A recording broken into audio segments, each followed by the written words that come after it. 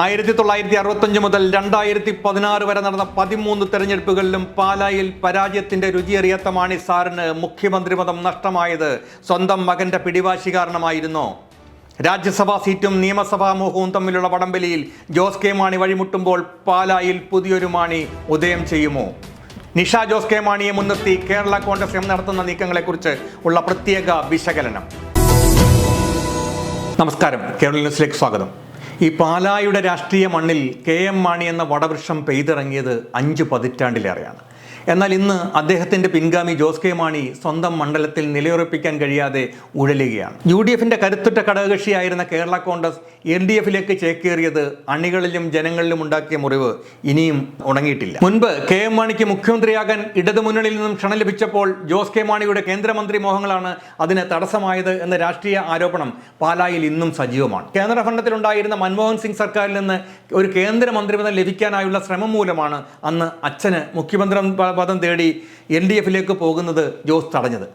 അന്ന് LDF എന്നത് ഒരു മണവും ഗുണവും ഇല്ലാത്ത കൂട്ടുകെട്ടാണ് എന്നാണ് ജോസ് പറഞ്ഞത്. എല്ലാം ഒത്തുവന്നിട്ടും തനിക്ക് മുഖ്യമന്ത്രി കസേര നഷ്ടമാകുന്നതോർത്ത് KM മാണി പൊട്ടിക്കരഞ്ഞ വിവരം PC ജോർജ് അടക്കമുള്ളവർ അന്ന് പുറത്തുവിടുകയും ചെയ്തു. അങ്ങനെ ഈ വിവാദം പാലാക്കാർക്കിടയിൽ ജോസിനോടുള്ള വിമുഖത വർദ്ധിപ്പിക്കുകയായിരുന്നു. ഒടുവിൽ ഒറ്റാലിൽ കിടന്നതുമില്ല, കയ്യിലിരുന്നതുമില്ല എന്ന അവസ്ഥയിലായി ജോസ് എന്നതാണ് സത്യം. നിയമസഭയിൽ KM മാണിയെ അവഹേളിക്കുകയും ഫർണിച്ചറുകൾ തല്ലിത്തകർക്കുകയും ചെയ്ത ഇടതുപക്ഷത്തിൻ്റെ പാളയത്തിലേക്ക് യാതൊരു ഒളിപ്പുമില്ലാതെയാണ് ജോസ് കെ മാണി കടന്നു ചെന്നത് എന്നുള്ളത് പാലായിലെ ജനങ്ങൾക്ക് തീരെ ദഹിച്ചിട്ടില്ല. സ്വന്തം വ്യക്തിത്വം പണയപ്പെടുത്തിയ നേതാവ് എന്ന പ്രതിച്ഛായ അദ്ദേഹത്തിന് തിരിച്ചടിയാവുകയാണ്. ഇതിനിടെ റോഷി അഗസ്റ്റിനെ പോലെയുള്ളവർ മന്ത്രിസ്ഥാനത്ത് തിളങ്ങുന്നതും പാർട്ടിയിൽ പിടിമുറുക്കുന്നതും ജോസിനെ കൂടുതൽ വ്യാകുലചിത്തനാക്കുന്നുണ്ട്. ഇവിടെയാണ് നിഷ ജോസ് കെ മാണി എന്ന പേര് പ്രസക്തമാകുന്നത്. KM മാണിയുടെ കാലം മുതൽ പാലാക്കാരുടെ പ്രിയങ്കരിയാണ് നിഷ. മാണി സാറിനെ കാണാൻ വരുന്ന സാധാരണക്കാർക്ക് ചായയും ഭക്ഷണവും നൽകി അവരുടെ പരാതികൾ ക്ഷമയോടെ കേട്ട് പിതാവിനോട് പറഞ്ഞ് പരിഹരിച്ചിരുന്ന നിഷയ്ക്ക് ജോസ് കെ മാണിയേക്കാൾ ജനസ്വാധീനമുണ്ട് എന്നുള്ളതാണ് സത്യം. ജോസ് കെ മാണി 2021 നിയമസഭാ തെരഞ്ഞെടുപ്പിൽ മാണി സി കാപ്പനോട് തോറ്റത് 15,378 വോട്ടുകൾക്കാണ്. ഇതൊരു ചെറിയ മാർജിനല്ല. പാലായിൽ ദിവസേന ശക്തനായിക്കൊണ്ടിരിക്കുന്ന മാണി സി കാപ്പനെ നേരിടാൻ നിഷയെപ്പോലൊരു കരുത്തുറ്റ സ്ഥാനാർത്ഥിയാണ് ഇപ്പോൾ അണികൾ ആഗ്രഹിക്കുന്നത്.